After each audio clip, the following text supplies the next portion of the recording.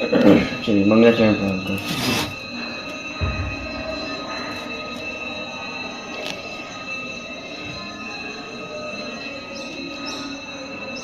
नमो अरिहंताणं नमो सिद्धाणं नमो आयुर्याणं नमो वज्रायाणं नमो सर्वसाहुणं।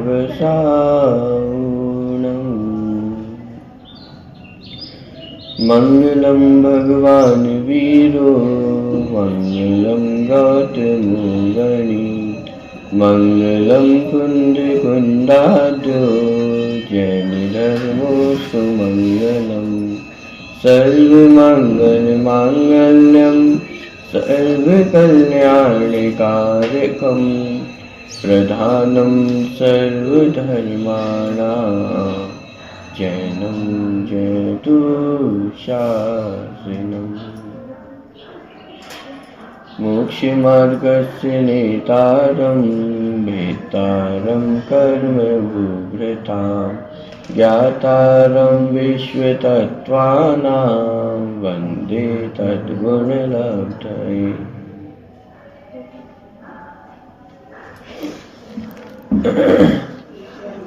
दूसरे अधिकार की पहले सूत्र की चर्चा अपनी चल रही थी।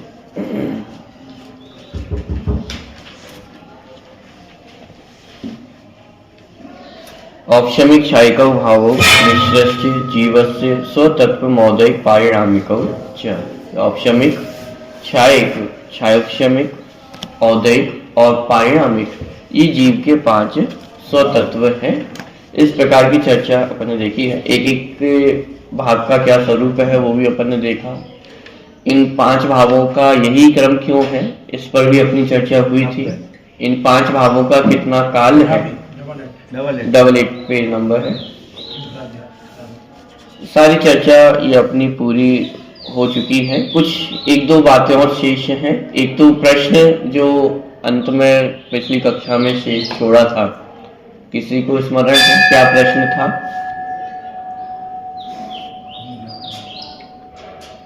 ये 5 भावों को स्वतत्व कहा जा रहा है और 5 भावों में औदयिक आदि भाव भी हैं और पारिणामिक भाव भी है। अब समस्या ये है कि 5 भावों को जब स्वतत्व कहा जा रहा है, जीव का स्वभाव कहा जा रहा है, तो दोनों तरह के भावों को जीव का स्वभाव कहना संभव कैसे है? या तो औदयिक आदि को जीव का स्वभाव कहा जाए या पारिणामिक को जीव का स्वभाव कहा जाए। लेकिन इन 5 ही भावों को जीव का स्वतत्व कहा जा रहा है और स्वतत्व उसका नाम है जो जीव के साथ सदा रहे, त्रैकालिक रहे। लेकिन औदयिक, औपशमिक, क्षावशमिक और क्षायिक भाव ये जीव के साथ त्रैकालिक रहने वाले भाव नहीं। पारिणामिक भाव जीव के साथ सदा रहेगा। जो निबोध में सोई, मुझ में सोई, मोक्ष मझार। तो पारिणामिक भाव तो जीव के साथ त्रैकालिक रहने वाला है, तो उसे तो स्वतत्व कहा जा सकता है। लेकिन बाकी के 4 भावों को स्वतत्व के अपेक्षा से कहा जा रहा है, अथवा वे स्वतत्व है भी या नहीं है। जीव की पर्याय में होती है, जीव के अलावा अन्य द्रव्य में नहीं पाई जाती। देखिए यहाँ पे इन 5 ही भावों को जीव का स्वतत्व कहा गया है और स्वतत्व कहने के पीछे दोनों की अपेक्षाएं अलग अलग हैं। जहाँ औदयिक आदि को जीव का स्वतत्व कहा जा रहा है वो पर्यायर्थिक नय का कथन है, और जहाँ पारिणामिक भाव को जीव का स्वतत्व कहा जा रहा है वह द्रव्यार्थिक नय का कथन है। मात्र अपेक्षा भेद है, लेकिन ये 5 ही प्रकार के भाव जीव के स्वतत्व ही है। माने जीव के अलावा अन्य किसी द्रव्य में ये 5 प्रकार के भाव नहीं पाए जाते हैं। इसलिए ये किसके स्वतत्व हैं? ये जीव के ही स्वतत्व है, ये अन्य किसी द्रव्य के स्वतत्व नहीं है। ठीक है। एक और अंतिम चर्चा इसमें, पूरे सूत्र को जब हम पढ़ते हैं तो च शब्द का प्रयोग कितनी बार किया गया है? संस्कृत में जो च शब्द का प्रयोग होता है और के अर्थ में, इस सूत्र में आप पढ़ के देखिए कितनी बार च शब्द का प्रयोग किया गया है।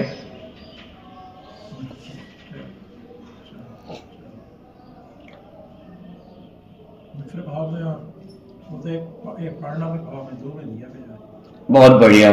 पहली बार 4 शब्द का प्रयोग किया गया है औपशमिक क्षायिकौ भावौ मिश्रश्च। मिश्रश्च, मिश्रश्च।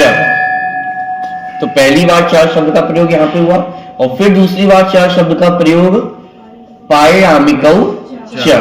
ये 2 बार चार शब्द का प्रयोग हो रहा है।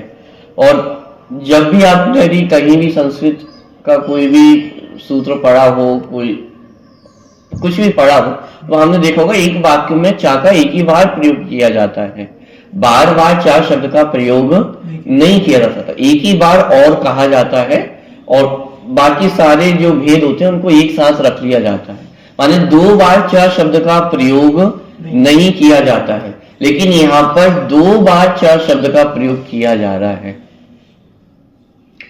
इसका कारण क्या है कि पहली बार जो च शब्द का प्रयोग किया गया है वो तो ये 5 प्रकार के भावों में ही और शब्द को जोड़ने के लिए कहा जा रहा है कि सब 5 प्रकार के भाव है, औपशमिक, क्षायिक भाव, औपशमिक, क्षायिक, मिश्र, औदयिक और पारिणामिक। तो पहले 4 शब्द का प्रयोग तो इस प्रकार से हुआ। अब दूसरा जो 4 शब्द का प्रयोग किया गया है वो किस लिए किया गया है?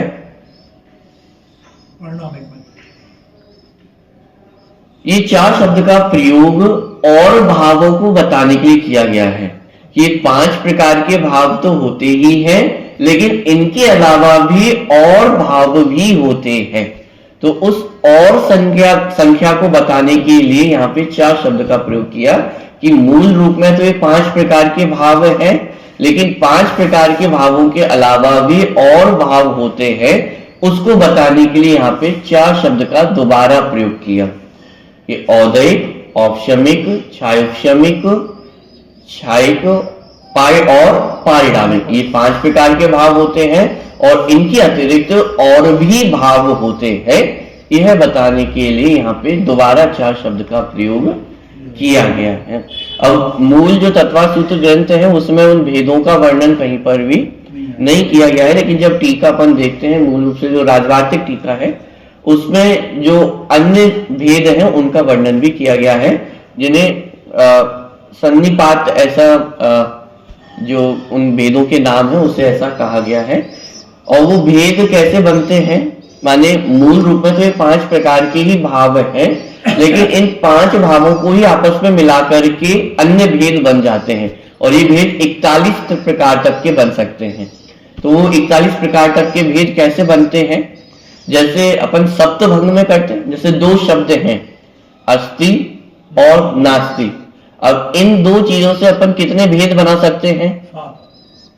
वहां सप्तभंग में तो 7 भेद बन जाते हैं, स्यात् अस्ति, स्यात् नास्ति, स्यात् अस्ति नास्ति, तो माने 3 प्रकार के भेद तो यही बन जाते हैं। अब वक्तव्य और जोड़ देते हैं तो और बाकी के 4 भेद भी बन जाते हैं। माने कोई भी यदि 3 चीजें मान लीजिए हमारे पास 3 चीजें हैं तो कितने भेद बन सकते हैं? एक तो अपने आप में एक भेद है, पहला, दूसरा और तीसरा। अब और भेद बनाना चाहे तो पहले और दूसरे को जोड़ दिया जाए तो एक नया भेद बन जाएगा, दूसरे और तीसरे को जोड़ दिया जाए एक नया भेद बन जाएगा, तीनों को जोड़ दिया जाए तो नया बन जाएगा, पहले और तीसरे को जोड़ दिया जाए, माने इस प्रकार से सबका मिश्रण करके और भी भेद बनाए जा सकते हैं। ऐसे ही यहाँ पर ये 5 प्रकार के भाव है और इन 5 प्रकार के भावों को आपस में मिलाकर के ही जो और भेद है वो बन करके तैयार हो जाते हैं। जैसे उदाहरण के लिए जीव में सबसे कम से कम कितने भाव हो सकते हैं? एक समय में जीव में कम से कम कितने भाव हो सकते हैं?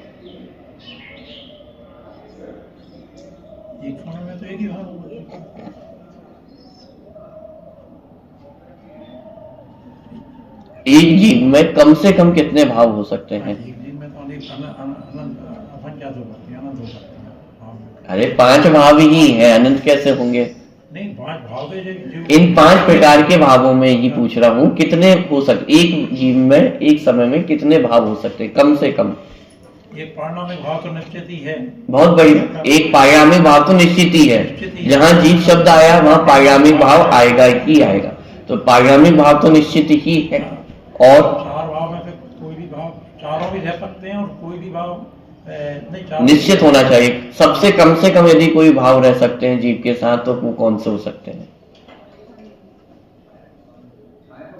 सिद्ध भगवान में कौन से भाव होंगे? ये पारिणामिक भाव, बहुत बढ़िया, छायिक भाव छायक भाव, और पारिणामिक भाव। तो ये कम से कम यदि जीव में भाव होंगे तो कम से कम 2 भाव तो जीव के एक साथ होंगे ही होंगे। पारिणामिक भाव तो होगा ही होगा, छायक भाव, सिद्ध भगवान है तो छायक भाव उनका साथ में है। तो कम से कम एक साथ जीव में कितने भाव होंगे? 2 भाव होंगे, पारिणामिक और छायक भाव, जो सिद्ध भगवान में होते हैं। संसारी जीवों की अपेक्षा देखें तो उनमें कम से कम कितने भाव होंगे? पारिणामिक भाव हो सकता है, पारिणामिक भाव के साथ औपसमिक भी हो सकता है, चौपसमिक भी हो सकता है। देखिए, संसारी जीव है, यदि मिथ्या दृष्टि जीव है तो पारिणामिक भाव तो है ही, औदैक भाव भी है और छायोपशमिक भाव, क्योंकि ज्ञान का उघाड़ है, दर्शन का उघाड़ है, तो ये छायोपशमिक भाव, माने 3 भाव मिथ्या दृष्टि जीव के कम से कम संसार दशा में तो होंगे ही होंगे। पारिणामिक भाव होगा ही होगा, औदैक भाव होंगे ही होंगे, छायोपशमिक भाव होगा ही होगा। बिना छायोपशमिक भाव के कोई भी मिथ्या दृष्टि अज्ञानी जीव नहीं होगा, क्योंकि ज्ञान का उघाड़ तो होगा ही होगा। निगूढ़िया जीव भी क्यों ना हो, लेकिन उसको ज्ञान का उघाड़ होता ही है। इसका मतलब छायोपशमिक भाव उसके जीवन में होगा ही होगा। लेकिन औपशमिक और छायिक भाव हो सकते हैं क्या? तो मिथ्या दृष्टि अज्ञानी जीव को औपशमिक छायिक भाव नहीं होंगे, क्योंकि औपशमिक भाव ज्ञानी जीवों के जीवन में ही होते हैं। इसी प्रकार छायिक भाव भी सम्यक दृष्टि ज्ञानी जीवों के जीवन में ही होते हैं। अज्ञानी मिथ्या दृष्टि जीवों के जीवन में 3 प्रकार के भाव होते ही होते हैं। अच्छा, यदि अधिक से अधिक हो तो कितने भाव हो सकते हैं एक साथ एक जीव में?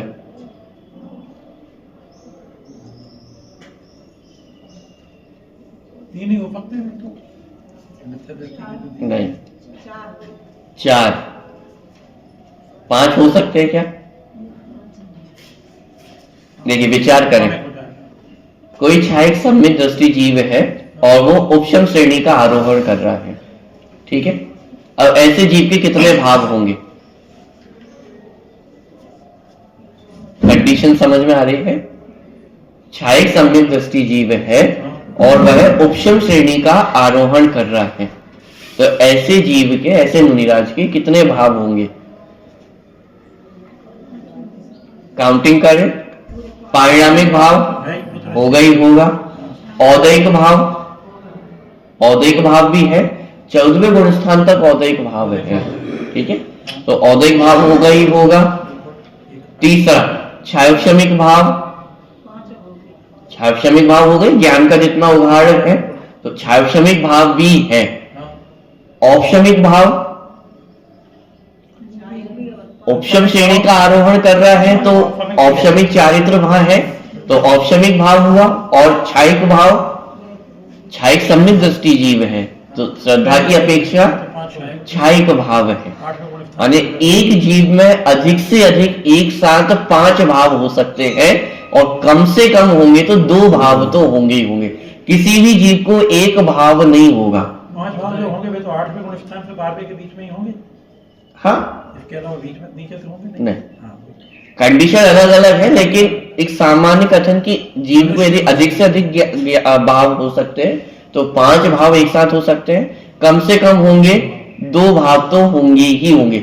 एक भाव किसी भी जीव को, क्योंकि पारिणामिक भाव तो होगा ही होगा, और पारिणामिक भाव के साथ यदि अज्ञानी मिथ्या दृष्टि जीव है तो औदैक भाव और छायोपशमिक भाव तो पाया ही जाएगा। सिद्ध भगवान है तो छायिक भाव पाया ही जाएगा, तो कम से कम भी 2 भाव तो जीव के एक साथ पाए ही जाते हैं, ठीक है। तो एक जीव के 2 भाव भी पाए जा सकते हैं, 3 भी पाए जा सकते हैं, 4 भी पाए जा सकते हैं और 5 भाव भी पाए जा सकते हैं। कम से कम 2 भाव, अधिक से अधिक 5 भाव एक जीव में पाए जा सकते हैं, ठीक है। तो इस प्रकार माने अलग अलग कंडीशन मिलाकर के अलग अलग प्रकार के भाव बन जाते हैं। जैसे अपने सिद्ध भगवान में देखा तो उनमें 2 प्रकार के भाव पाए जा रहे हैं, और पारिणामिक और छायिक। तो ये एक प्रकार का भेद बन जाएगा, माने 2 भावों को मिलाकर के एक भेद बन गया। अज्ञानी मिथ्या दृष्टि जीवों के तीन भाव पाए जा रहे हैं, तो इन तीन भावों को मिलाकर के एक भेद बन जाएगा। ऐसे पांचों भावों को मिलाकर के टोटल 41 प्रकार के भेद बन जाते हैं।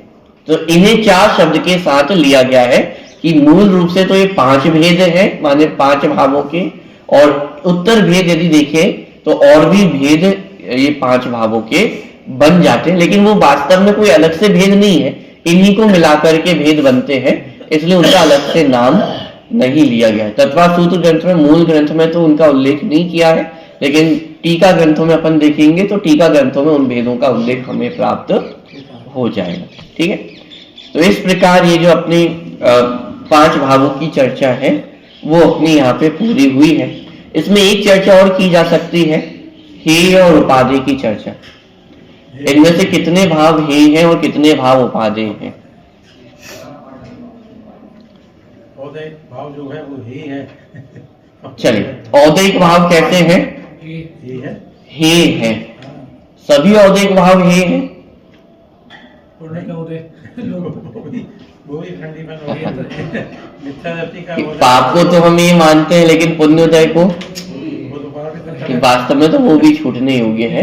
अब इसमें भी थोड़ा सा यदि गंभीरता से विचार करें, मूल रूप से जो मोहिनी कर्म संबंधी औदैहिक भाव है वो है, वो छोड़ने योग्य है, क्योंकि हमारे सुख का घात करने वाला जो कर्म है वह मोहिनी कर्म है।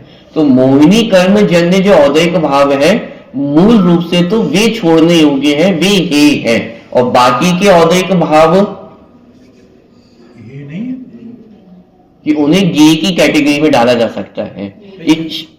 किसी कर्म का उदय, शाखा वेदनी का उदय आया और शरीर में कुछ हुआ तो ये छोड़ने योग्य है कि ग्रहण करने योग्य है? ना छोड़ने योग्य है ना ग्रहण करने योग्य है, जानने योग्य है। मुनिराजों के जीवन में अपन देखते हैं कितने उपसर्ग आते हैं, भस्मक व्याधि रोग हो गया, नाना प्रकार के रोग हो गए, तो उन्होंने क्या किया? उनको छोड़ने का प्रयास किया नहीं। मोहिनी कर्म का उदय आएगा तो उसको छोड़ने का प्रयास किया जाएगा, उसे तो बुद्धि पूर्वक छोड़ना है, प्रतिज्ञा पूर्वक छोड़ना है। लेकिन शरीर में कोई पुण्य पाप का उदय आ रहा है तो उसको छोड़ने नहीं जाना है, उसकी तरफ तो अपना ज्ञान भी नहीं डालना है, तो इसलिए उन्हें गे की ओर डाला जा सकता है। हो गया ना। तो इस अपेक्षा से देखा जाए तो मोहिनी कर्म जन्य जो औदैहिक भाव है वे हे है, और बाकी सब कैसे है? गे है। और लेकिन यदि माने पूर्णता की दृष्टिकोण से देखा जाए तो सारे औदैहिक भाव ही हे है। असिद्धत्व भी हे है। असिद्धत्व माने जब तक सिद्ध दशा प्राप्त नहीं हो रही है तब तक असिद्ध दशा है। तो यदि सिद्ध दशा की अपेक्षा देखें तो सारी औदैहिक भाव कैसे है? छोड़ने योग्य है, ये है। और थोड़ा सा इसमें विचार किया जाए तो मूल रूप से तो मोहिनी जन्य जो औदैहिक भाव है वो छोड़ने योग्य है, क्योंकि वे ही हमारे दुख के कारण है, बाकी भाव तो गे ही है। ठीक है, तो ये औदैहिक भाव हुए। छायिक भाव, छायिक भाव उपादेय है, प्रकट करने की अपेक्षा जो छायिक भाव है वह उपादेय है। तो छायिक भाव सारे उपादेय है या कुछ छोड़ने योग्य भी है? छायिक भाव में कोई भी छोड़ने योग्य नहीं है, सभी प्रकट करने योग्य ही है। तो छायिक भाव कैसा है? प्रकट करने योग्य उपादेय है। औपशमिक भाव, औपशमिक भाव एक देश उपादेय है, और पूर्णता की दृष्टिकोण से देखा जाए तो उसे भी हे की कैटेगरी में डाला सकता है, क्योंकि ये बात सही है कि औपशमिक भाव से ही धर्म की शुरुआत होती है, लेकिन औपशमिक भाव में ही अटके रहे तो पूर्णता की प्राप्ति नहीं होगी। तो इसलिए एक देश उपादेय है।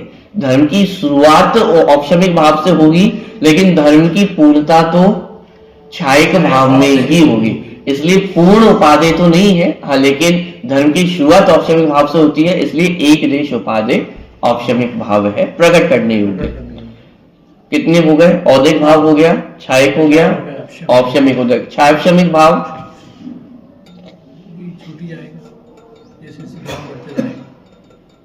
छायोपशमिक भाव में जो छायोपशमिक सम्यत्व है, छायोपशमिक सम्यक ज्ञान है, ये सब एक देश उपादेय है, लेकिन जो मिथ्या ज्ञान आदि के हैं वे सब छोड़ने योग्य है इसलिए हे है। अरे छायाक्षमिक भाव की कैटेगरी बहुत विशाल है, उसमें सम्यक्त्व रूप भी छायाक्षमिक भाव है और मिथ्यात्व रूप भी छायाक्षमिक भाव है। तो जो मिथ्यात्व रूप है वे छोड़ने योग्य है और जो सम्यक्त्व रूप छायाक्षमिक भाव है, जैसे छायाक्षमिक सम्यक दर्शन है, छायाक्षमिक चारित्र, छायाक्षमिक ज्ञान है, तो ये सभी एक देश प्रकट करने योग्य उपादेय है। और पारिणामिक भाव, ये परम पारिणामिक भाव आश्रय करने योग्य पूर्ण उपादेय है। आश्रय यदि किसी का करना है तो ये पारिणामिक भाव ही, पारिणामिक भाव के आश्रय से ही औपशमिक भाव भी होगा, छायक भाव भी होगा। लेकिन यदि पारिणामिक भाव का आश्रय नहीं है तो औपशमिक और छायक भाव भी प्रकट नहीं होंगे। इसलिए पारिणामिक भाव ये संपूर्ण रूप से आश्रय करने योग्य है। मोक्ष पावन की वो गाथा हम पढ़ते ही है, अजंत सिद्धाचार्य पाठक साधु है परमेष्टि पर, सब आत्मा की अवस्थाएं आत्मा ही है शरण। क्या मतलब हुआ कि इसमें पांचों परमेष्ठियों को लिया और पांचों परमेष्ठी कैसे हैं, शरणभूत है या नहीं है?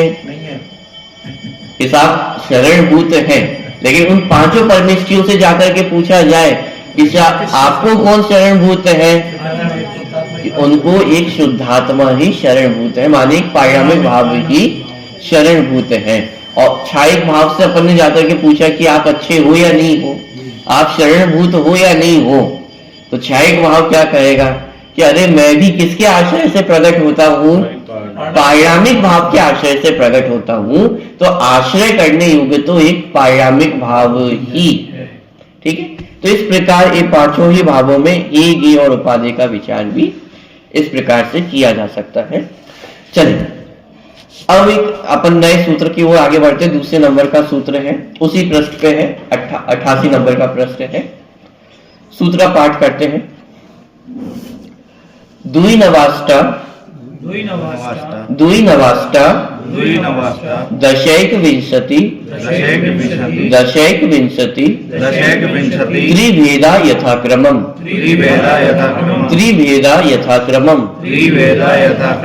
दुई नवाष्टा दशैक विंशति त्रिभेदा यथाक्रमम्।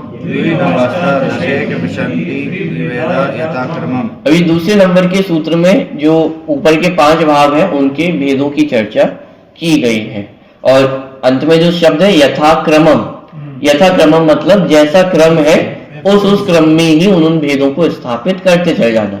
माने ऊपर जो 5 भागों का क्रम लिया था और नीचे जो भेदों का क्रम दिया गया है उसके साथ जुड़ान आपको मेल करते जाना है। जैसे दुई, दुई मतलब दो, तो 2 भेद होते हैं किसके, कि ऊपर के सूत्र में जाइए, सबसे पहला किसका नाम है, औपशमिक भाव के।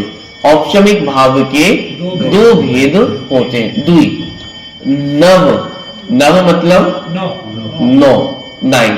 तो दूसरे नंबर का भाव कौन सा है, छायक भाव। तो छायक भाव के कितने भेद होते हैं, 9 भेद होते हैं, ठीक है। तो दुई, नव, अष्टादश,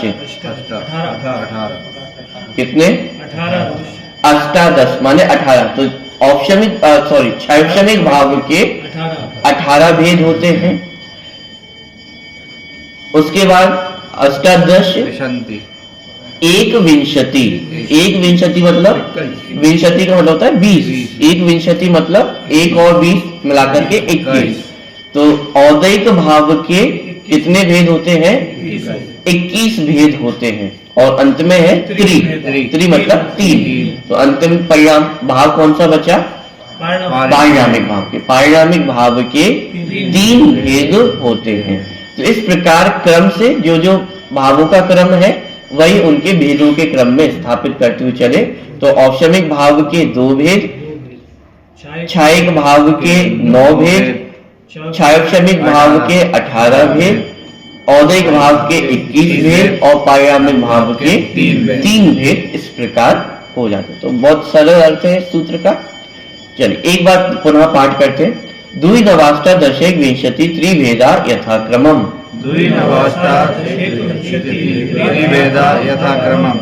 चलिए अगले सूत्र की ओर बढ़ते हैं।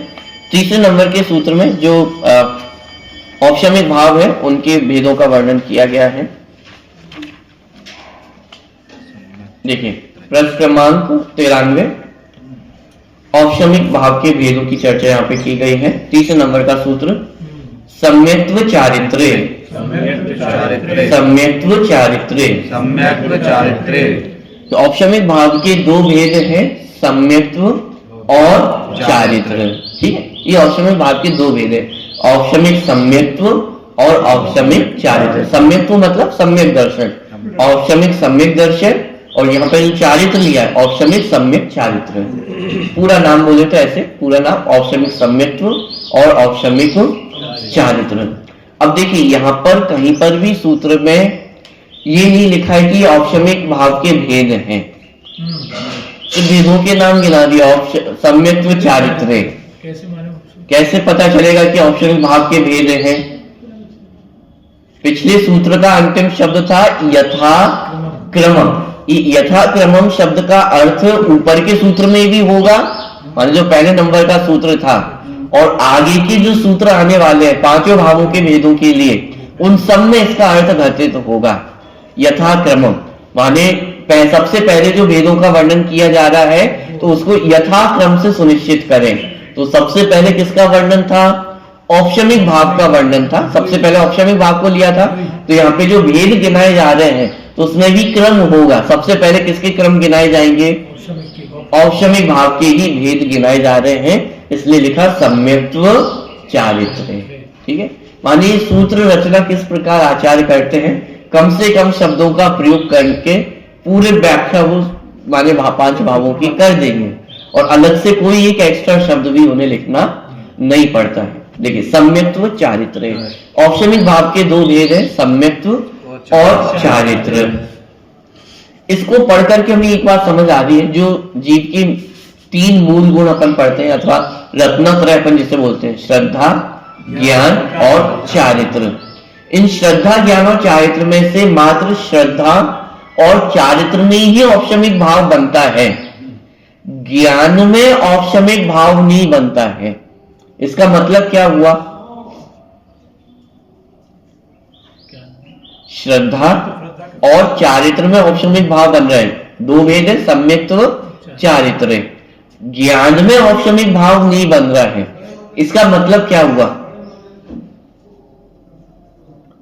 इसका मतलब ये हुआ कि केवल ज्ञान होकर के फिर वो छूट जाए, ऐसा कभी भी नहीं होता है।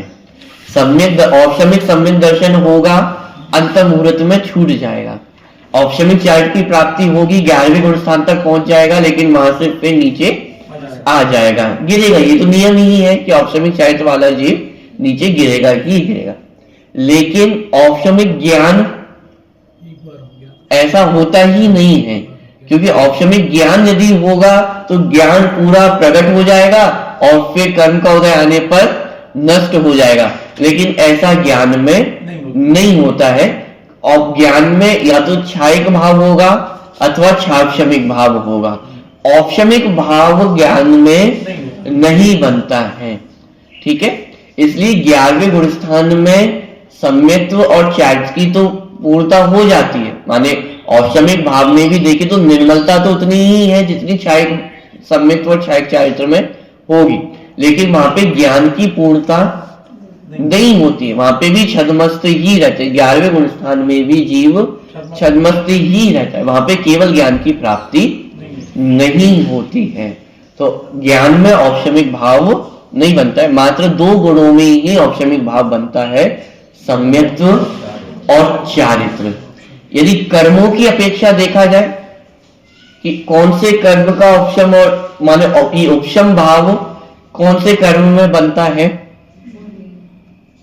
8 प्रकार के कर्मों में मात्र मोहिनी कर्म में ही औपशमिक भाव बनता है, बाकी के 7 प्रकार के कर्मों में औपशमिक भाव नहीं बनता, क्योंकि दो भेद है, औपशमिक सम्यक्त्व, औपशमिक चारित्र। औपशमिक भाव के दो ही भेद है। औपशमिक सम्यक्त्व किसके अभाव में प्रकट होता है? मोहिनी कर्म के माने दर्शन मोहिनी के अभाव में औपशमिक सम्यक्त्व, और औपशमिक चारित्र चारित्र मोहिनी के अभाव में प्रकट होगा। तो ये औपशमिक भाव मात्र मोहिनी कर्म में ही बनता है, बाकी के 7 कर्मों में औपशमिक भाव नहीं बनता है। इसका मतलब ज्ञानावरण कर्म में औपशमिक नहीं होता है, दर्शनावरण कर्म में औपशमिक भाव नहीं होता है, अंतराय कर्म में औपशमिक भाव, नहीं होता। बाकी के जो 4 आघातीय कर्म है उनमें भी औपशमिक भाव नहीं होता है। मतलब 7 कर्मों में होता ही नहीं है। 7 कर्मों में औपशमिक भाव नहीं होता है, मात्र मोहिनी कर्म में ही औपशमिक भाव होता है। ठीक है, अब ये औपशमिक भाव के 2 भेद है, सम्यक्त्व और चारित्र। तो औपशमिक सम्यक की प्राप्ति कैसे होती है? तो औपशमिक सम्यक की प्राप्ति दर्शन मोहिनी कर्म की, मान दर्शन मोहिनी एक प्रकृति और चारित्र मोहिनी की जो अनंतानुबंधी कषाय है उनकी 4 प्रकृतियां, क्रोध, मान, माया, लोभ। इन 5 प्रकृतियों के उपशम से औपशमिक सम्यक दर्शन प्रकट होता है। यानी जब मिथ्यात्व और अनंतानुबंधी क्रोध, मान, माया, लोभ, ये 5 प्रकृतियां जब दबती हैं तब जीव को औपशमिक सम्यक दर्शन की प्राप्ति होती है। ये जो कंडीशन बनेगी ये अनादि मिथ्या दृष्टि जीव की अपेक्षा बनेगी।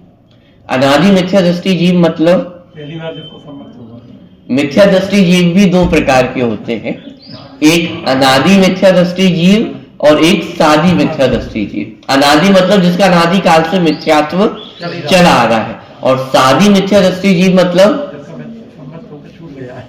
जिसके मिथ्यात्व का प्रारंभ हुआ है। प्रारंभ हुआ है मतलब कोई मिथ्या दृष्टि जीव था, उसे सम्यक दर्शन की प्राप्ति हुई और फिर उसका सम्यक दर्शन छूट गया तो पुनः उसका मिथ्यात्व का प्रारंभ हुआ, तो इसे कहते हैं सादी मिथ्या दृष्टि।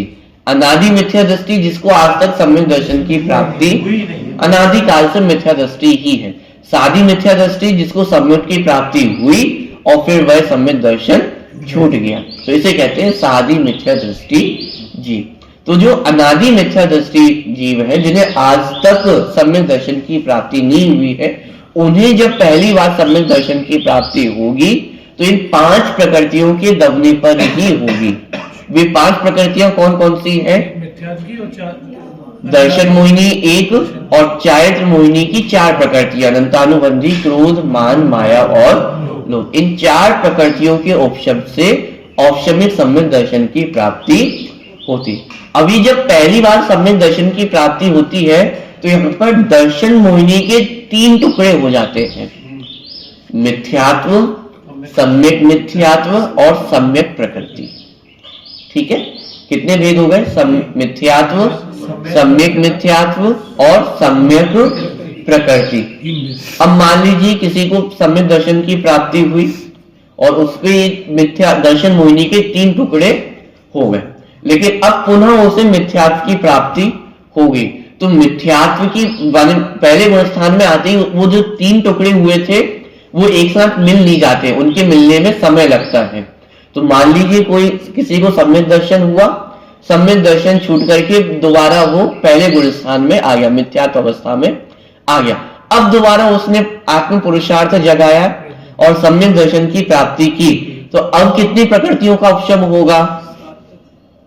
7 प्रकृतियों का उपशम होगा, क्योंकि 5 तो पहले की है ही, मिथ्यात्व और अनंतानुबंधी की 4, 2 प्रकृतियां और जुड़ जाएंगी, सम्यक मिथ्यात्व और सम्यक प्रकृति। तो दर्शन मोहिनी की 3 प्रकृतियां और चारित्र मोहिनी की 4 प्रकृतियां, तो टोटल कितनी हो गई? 7 प्रकृतियां हो गई। कुछ कंडीशन ऐसी भी बन सकती है कि मिथ्यात्व अवस्था में आ गया है और जो सम्यक प्रकृति थी वह सम्यक मिथ्यात्व में मिल गई, तो दर्शन मोहिनी की कितनी प्रकृतियां बची?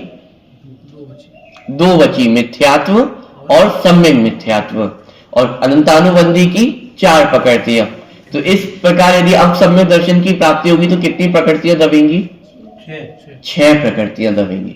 तो इस प्रकार 5, 6 या 7 प्रकृतियों के उपशम होने पर जिस सम्यक दर्शन की प्राप्ति होती है उसे औपशमिक सम्यक दर्शन कहते हैं। अब 3 कंडीशन बनी, 5, 6 और 7। अनादि मिथ्या दृष्टि जीव होगा तो उसे नियम से ही 5 प्रकृतियों के उपशम से सम्यक दर्शन की प्राप्ति होगी। सादी मिथ्या दृष्टि जीव है तो वहां 6, 5, 6 और 7 तीनों कंडीशन बन सकती है। ऐसा भी हो सकता है कि जो भेद मिथ्या दर्शन मोहिनी के 3 भेद हुए थे वो वापस मिल जाए और एक ही प्रकृति रह जाए, तो है सारी मिथ्या दृष्टि जीव, लेकिन पुनः अब सम्यक दर्शन होगा तो फिर 5 प्रकृतियों के उपशम से ही होगा। तो 5, 6 या 7 प्रकृतियों के उपशम से जो सम्यक दर्शन की प्राप्ति होती है उसे औपशमिक सम्यक दर्शन कहते हैं। ठीक है, देखिए सम्यक दर्शन माने जब जीव पुरुषार्थ करता है सम्यक्त्व का, तो ऐसे सोच समझ के नहीं करता है कि मुझे प्रकृतियों का उपशम करना है, कि क्षय करना है, कि सम्यक प्रकृति का उदय आएगा कि नहीं आएगा। वहां तो एकमात्र आत्म पुरुषार्थ ही है। यहाँ कर्मों की अपनी योग्यता है कि उनमें कैसा परिणमन हो रहा है। माने जीव सोच के कि मैं औपशमिक सम्यक करूं कि क्षायिक करूं कि सार्वशमिक करूं, सोच समझ के ऐसा कुछ भी होता नहीं है। जीव अपना आत्म पुरुषार्थ करता है और यह कर्मों का अपना परिणमन होता है। दोनों एकदम स्वतंत्र व्यवस्थाएं हैं। ठीक है, क्योंकि आप ये विचार करके देखें, और टोडरमल जी ने इसको बहुत सुंदर रूप से प्रस्तुत किया कि एक ऐसा जीव है जो 11वें गुण स्थान तक चले जाते हैं और वहां से पुनः गिरते हुए कहां तक आ सकते हैं, पहले गुण स्थान तक आ सकते हैं। माने उनका जो अर्ध पुद्गल परावर्तन काल है वो पूरा भोग करके फिर मुक्ति की प्राप्ति करे। और कोई एक अनादि मिथ्या दृष्टि जीव है कि जिसको आज तक सम्यक की प्राप्ति नहीं हुई और वो अंतर मुहूर्त में ही यह सम्यक की प्राप्ति की और अंतर मुहूर्त में ही मुनि दीक्षा धारण करके केवल ज्ञान की प्राप्ति हो जाए।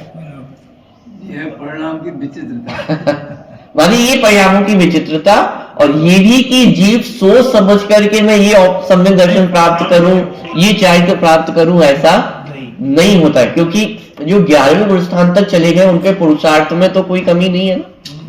माने जो मिथ्या दृष्टि जीव है उसकी अपेक्षा तो जो 11वें गुण स्थान में मुनिराज है उनका पुरुषार्थ तो उत्कृष्ट ही है। लेकिन इतना उत्कृष्ट पुरुषार्थ होने पर भी वो वापस यदि गिरे तो कहां तक आ सकते हैं, पहले गुण स्थान तक आ सकते हैं। क्रम से गिरते हैं। हाँ, क्रम से गिरते हुए, माने 6ठे गुण स्थान तक क्रम से गिरेंगे और फिर 6ठे गुण स्थान के बाद 5वें गुण स्थान में भी आ सकते हैं, 4थे में भी आ सकते हैं, पहले में भी डायरेक्ट जा सकते हैं। ठीक, जब वो खैर एक अलग विषय है, लेकिन सिर्फ इतना समझे ये परिणामों की जो विचित्रता है, और ये माने सम्यक तो हमारे हाथों में नहीं है कि साहब मुझे औपशमिक करना है कि छावशमिक करना है कि क्षायिक करना है। जीव अब तक पुरुषार्थ करता है और पुरुषार्थ के अनुसार कर्मों में वैसी अवस्था अपने आप बनती है। मेरे सोचने से कि नहीं मैं तो क्षायिक सम्यक दर्शन लेके ही उठूंगा, कि ऐसा अपने हाथों में नहीं है। अपने हाथों में अपना आत्म पुरुषार्थ है, अपने आत्मा का आश्रय लेना यही अपने हाथों में है। बाहर कर्मों में जो व्यवस्था बनेगी वो अपने आप उन कर्मों में बनती है। ठीक है, चलिए, तो इस प्रकार ये औपशमिक भाव के 2 भेद, सम्यक और चारित्र। तो औपशमिक सम्यक दर्शन की प्राप्ति 5, 6 या 7 प्रकृतियों के उपशम से होती है। वे 5, 6 और 7 प्रकृतियां कौन कौन सी है?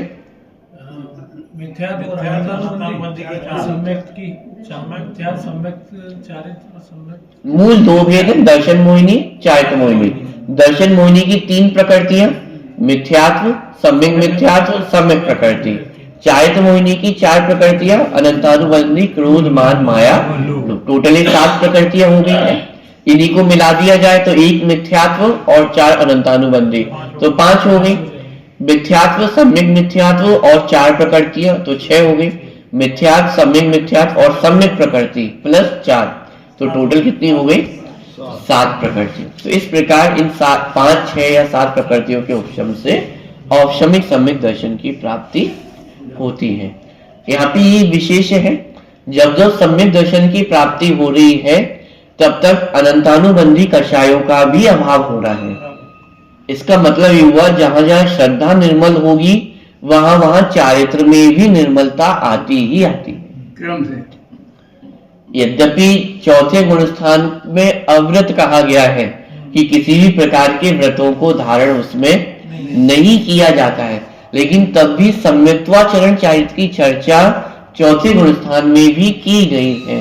माने सम्यक्त्व के साथ होने वाला जो आचरण है उसे ही सम्यक्त्वाचरण चारित्र कहा। अब वो आचरण बाहर में प्रतिज्ञा रूप त्याग रूप दिखाई नहीं देगा, लेकिन अनंतानुबंधी कषायों का अभाव हुआ है, तो जितनी कषायों का अभाव हुआ है उतनी चारित्रगत निर्मलता भी जीव के जीवन में प्रकट होती ही होती है। ज्ञान में गृहता थी, हाँ, अब वो नहीं है। अनंतानुबंधी क्रोध का अभाव हुआ है, अनंतानुबंधी मान माया लोभ इन सब का अभाव हुआ है ना, तो उतनी निर्मलता चौथे गुण स्थान में भी प्रकट होती है। हाँ, लेकिन ये इतनी निर्मलता नहीं है कि हम उसे व्रत की संज्ञा दे सके, इसलिए उसे अव्रत नाम दिया गया।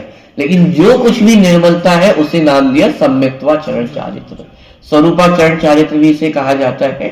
तो जब जब सम्यक दर्शन की प्राप्ति होती है तो ज्ञान में भी निर्मलता आती है और चारित्र में भी निर्मलता आती ही आती है। ठीक है, तो ये हुआ औपशमिक सम्यक्त्व। और औपशमिक चारित्र, औपशमिक चारित्र कैसे होता है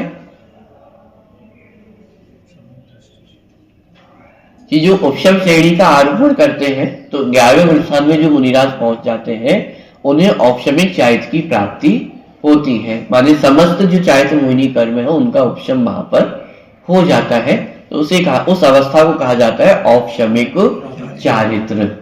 जैसे 12वें गुण स्थान में छायिक चारित्र की प्राप्ति हो जाती है, ठीक है, ऐसे ही 11वें गुण स्थान में औपशमिक चारित्र की प्राप्ति होती है। दोनों में अंतर क्या है? छायिक चारित्र में कर्मों का आत्मा से क्षय हो गया, माने सत्ता भी अलग अलग हो गई है। औपशमिक चारित्र में कर्म आत्मा में ही है लेकिन अभी अनुदय रूप है, अभी उनका उदय नहीं आ रहा, दबे हुए हैं, अभी अपनी फलदान सामर्थ्य उनकी कितनी है, अभी वर्तमान में उनकी 0 है, कोई उनका उदय नहीं आ रहा है, तो उस अवस्था को कहते हैं औपशमिक चारित्र।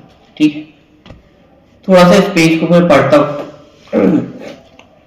उपशम भाव मोहिनी कर्म का होता है, शेष 7 कर्मों का उपशम नहीं होता। 8 कर्मों में से मात्र मोहिनी कर्म का ही उपशम होता है, बाकी कर्मों का उपशम नहीं होता है। इसलिए औपशमिक भाव भी मात्र 2 प्रकार का ही होता है। दर्शन मोहिनी में मिथ्यात्व, सम्यक मिथ्यात्व और सम्यक प्रकृति तथा चारित्र मोहिनी के अनंतानुबंधी क्रोध मान माया व लोभ, इन 7 प्रकृतियों के उपशम से औपशमिक सम्यक्त्व और चारित्र मोहिनी कर्म की 21 प्रकृतियों के उपशम से औपशमिक चारित्र होता है। ठीक है, इस प्रकार औपशमिक सम्यक्त्व और औपशमिक चारित्र के भेद से औपशमिक भाव 2 प्रकार का होता है, अनादि मिथ्या दृष्टि और कभी कभी सारी मिथ्या दृष्टि के भी मिथ्यात्व और अनंतानुबंधी क्रोध मान माया तथा लोभ, इन 5 प्रकृतियों के उपशम से भी औपशमिक सम्यक्त्व होता है, क्योंकि जिनके यह सम्यक दर्शन होता है उनके सम्यक मिथ्यात्व और सम्यक नामक प्रकृति की सत्ता ही नहीं होती है। यह तो सर्वविदित ही है कि करण लब्धि के उपरांत मिथ्यात्व प्रकृति के टुकड़े होने पर ही इन प्रकृतियों का जन्म होता है। सम्यक दर्शन पूर्वक ही सम्यक चारित्र घटित होता है, इसलिए सूत्र में सम्यक्त्व पद पहले रखा गया है और चारित्र पद बाद में रखा गया है। ये सूत्र रचना का भी एक फैक्टर कि पहले सम्यक्त्व लिया और फिर चारित्र लिया। ऐसा क्यों किया? क्योंकि सम्यक चारित्र सम्यक दर्शन पूर्वक ही होता है, बिना सम्यक दर्शन प्राप्त किए सम्यक चारित्र संभव नहीं है। तो ये दर्शाने के लिए पहले सम्यक्त्व रखा और फिर चारित्र, कि चारित्र सम्यक दर्शन पूर्वक ही होता है, बिना सम्यक दर्शन के सम्यक चारित्र नहीं होता है। इसलिए जिनवाणी में भी यहाँ जहां कहीं भी वर्णन किया जाता है वहां सम्यक दर्शन के गीत गाए जाते हैं। क्यों? क्योंकि सम्यक दर्शन के होने पर ज्ञान भी सम्यक हो जाता है, चारित्र भी सम्यक हो जाता है। लेकिन चारित्र हो, ज्ञान हो, लेकिन सम्यक दर्शन ना हो तो वह ज्ञान और चारित्र भी मिथ्या नाम ही पाते हैं। किसी को बहुत शास्त्र ज्ञान हो, अधिक से अधिक 11 अंग 9 पूर्व तक का ज्ञान भी हो सकता है, लेकिन यदि सम्यक दर्शन नहीं है तो वह 11 अंग 9 पूर्व तक का ज्ञान भी मिथ्या ज्ञान ही कहलाता है। और कोई 28 पूर्व गुणों को भी धारण कर ले लेकिन सम्यक दर्शन की प्राप्ति नहीं है तो वह चारित्र भी मिथ्या चारित्र ही नाम पाता है। तो ये बताने के लिए यहाँ पे सम्यक्त्व चारित्र एक क्रम भी यहाँ पे इस प्रकार का रखा गया कि सम्यक चारित्र सम्यक दर्शन के पूर्वक ही होता है। तो सम्यक दर्शन पूर्वक ही सम्यक चारित्र घटित होता है, इसलिए सूत्र में सम्यक पद पहले रखा गया है और चारित्र पद बाद में रखा गया है। ये दोनों प्रकार के औपशमिक भाव ज्ञानी धर्मात्मा के ही होते हैं और इनका काल भी मात्र अंतर मुहूर्त ही है। माने औपशमिक भाव का काल कितना है? अंतर मुहूर्त। किसी को औपशमिक सम्यक दर्शन की प्राप्ति होगी तो कितने समय तक रहेगा? अंतर मुहूर्त तक ही रहेगा, उसके बाद नियम से छूटता ही छूटता है। अब छूटेगा तो दो रास्ते हैं, कौन से? औपशमिक सम्यक दर्शन यदि छूटेगा तो कहां जा सकता है? बहुत बढ़िया, दो रास्ते, या तो मिथ्यात्व में जाएगा या फिर ऊपर बढ़ेगा। ऊपर बढ़ेगा तो औपशमिक सम्यक दर्शन की प्राप्ति हुई। तो औपशमिक सम्यक दृष्टि के पास दो रास्ते हैं। अंतर मुहूर्त तो उसकी एक्सपायरी है, मतलब छूटेगा ही छूटेगा। तो या तो आत्म पुरुषार्थ और जागृत नहीं हुआ तो फिर मिथ्यात्व अवस्था में आ जाएगा, और यदि आत्म पुरुषार्थ है तो फिर औपशमिक सम्यक दर्शन की प्राप्ति कर लेगा। और यदि सम्यक दर्शन की प्राप्ति नहीं होती तो नियम से मिथ्यात्व अवस्था में ही आता है। तो सम्यक, ये दोनों प्रकार के औपशमिक भाव ज्ञानी धर्मात्मा के ही होते हैं और इनका काल भी मात्र अंतर मुहूर्त है। तो औपशमिक सम्यक दर्शन का काल भी अंतर मुहूर्त, औपशमिक चारित्र जो 11वें गुण स्थान में प्रकट हो रहा है उसका काल भी अंतर मुहूर्त ही है। वहां तो नियम ही है, 11वें गुण स्थान से जीव नियम से नीचे गिरते ही गिरते हैं।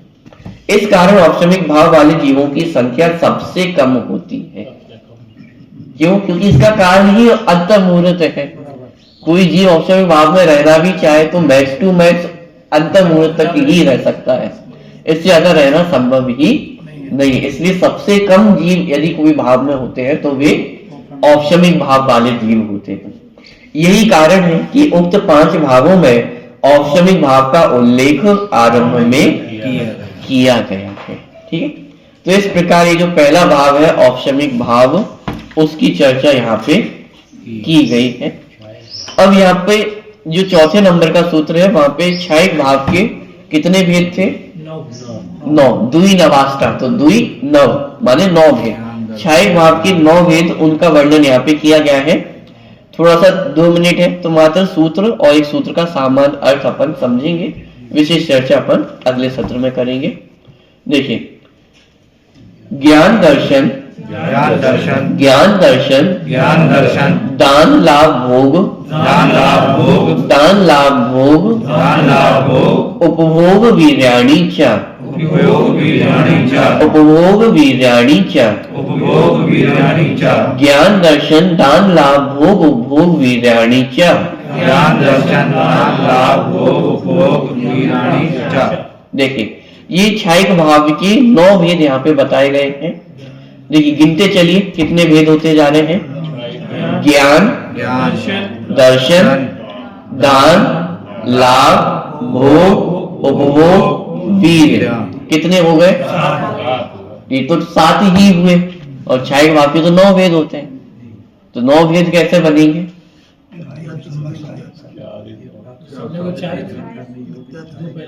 देखिए, अंत में क्या लिखा? वीर्याणि च। चा का मतलब और। ये कौन से और? कि पिछले सूत्र में जो सम्यक्त्व और चारित्र का वर्णन किया है उसको यहाँ पे भी ले लेना। तो सम्यक्त्व और चारित्र, तो क्षयिक सम्यक्त्व क्षयिक चारित्र। अब आप देखिए कितनी, माने आचार्य की सूत्र संरचना में कितनी बुद्धिमत्ता है। यदि पिछले सूत्र में औपशमिक शब्द का प्रयोग कर लेते तो फिर वो औपशमिक सम्यक्त्व और औपशमिक चारित्र बन जाता, तो फिर यहाँ पे 4 शब्द का प्रयोग नहीं कर पाते। क्यों? क्योंकि वो तो औपशमिक सम्यक औपशमिक चारित्र है और यहाँ पे उन्हें 4 शब्द का प्रयोग करना था, माने शब्दों का प्रयोग कम हो गया ना, तो इसलिए पहले सूत्र में भी मात्र सम्यक चारित्र लिखा, तो जिससे माने इसकी जो पिछले सूत्र की आवृत्ति है वो इस दूसरे सूत्र में भी उसका अर्थ ग्रहण किया जा सके। तो 4 कह करके और लिया कि और माने सम्यक्त्व और चारित्र भी इसमें गर्भित कर लेना। अब जब इसमें गर्भित किए जा रहे हैं तो उनके नाम परिवर्तित हो जाएंगे। वहां पे औपशमिक सम्यक्त्व औपशमिक चारित्र कहा जा रहा था, यहाँ पर क्षयिक सम्यक्त्व और क्षयिक चारित्र हो जाएगा। तो टोटल एक 9 प्रकार के छायक भाव होते हैं। छायक ज्ञान, छायक दर्शन, छायक दान, छायक लाभ, छायक भोग, छायक उपभोग, छायक वीर, छायक सम्यक्त्व और छायक चारित्र। इस प्रकार ये टोटल 9 प्रकार के भेद छायक भाव के बनते हैं। एक सामान्य अर्थ देखना चाहे तो बहुत सरल है। छायक ज्ञान मतलब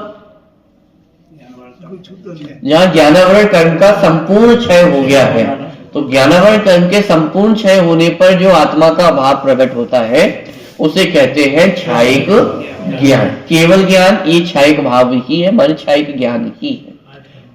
छायक दर्शन, दर्शनावरण कर्म का पूर्ण अभाव होने पर जो आत्मा का भाव प्रकट हुआ है वह छायक दर्शन, माने केवल ज्ञान वह छायक ज्ञान है, केवल दर्शन वह छायक दर्शन है। छायक दान, माने दानांतरण कर्म का अभाव होने पर जो आत्मा में भाव प्रकट होता है वह छायक दान है। ऐसे ही लाभांतरण कर्म का भाव होने पर छायक लाभ, भोगांतरण कर्म का भाव होने पर छायक भोग, उपभोग अंतराय कर्म का भाव होने पर छायक उपभोग और वीर्यांतराय कर्म का क्षय होने पर छायक वीर, जिसे अपन अनंत शक्ति कहते हैं। अनंत चतुष्टय में अनंत ज्ञान, अनंत दर्शन, अनंत सुख और अनंत वीर, तो वो अनंत वीर यही है, छायक वीर है। ठीक है। और च माने सम्यक और चारित्र, तो छायक सम्यक दर्शन जहाँ दर्शन मोहिनी का पूर्णता अभाव हो गया है, और छायक चारित्र जहाँ चारित्र मोहिनी का भी पूर्णता अभाव हो गया है।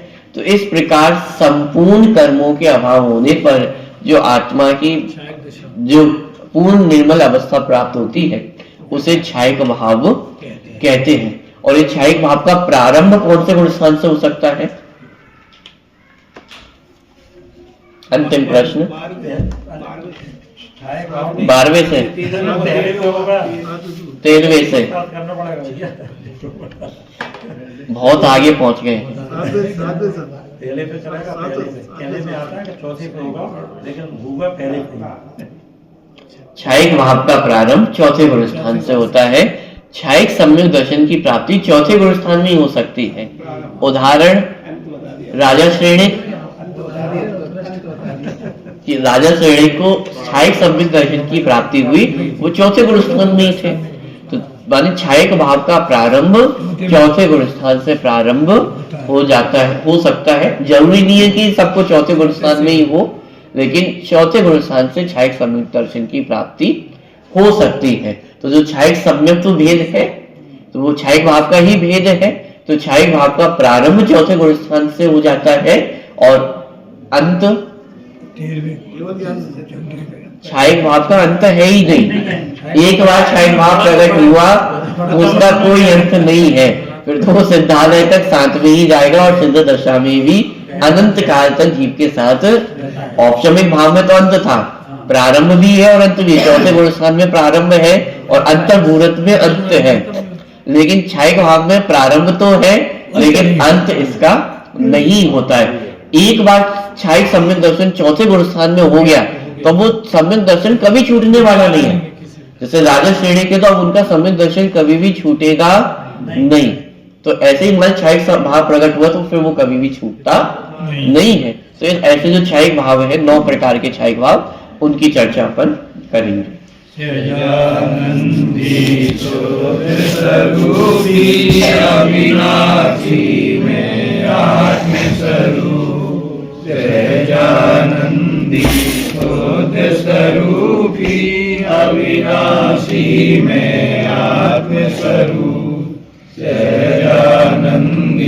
शोध स्वरूपी अविनाशी में आत्म स्वरूप। स्तुति नंबर 109, पेज नंबर 99, स्तुति नंबर 109 पर निकालने, स्तुति पेज नंबर 99।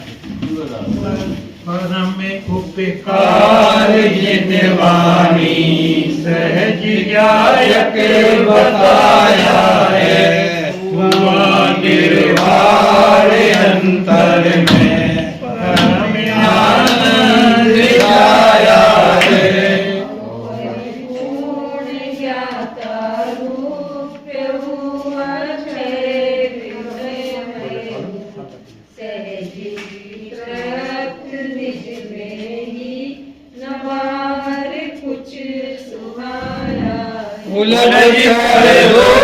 विकल्पों में बीज दुख के रहा बोता, ज्ञान आनंद में अमृत धर्म माता पिलाया है।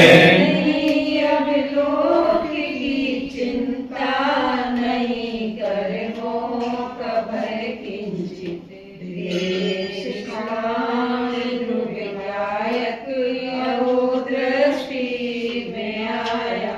मिटी भ्रांति मिली शांति, तत्व एकांत में पाया, सारवीर रागता पाकर शीश सविनय नवाया है।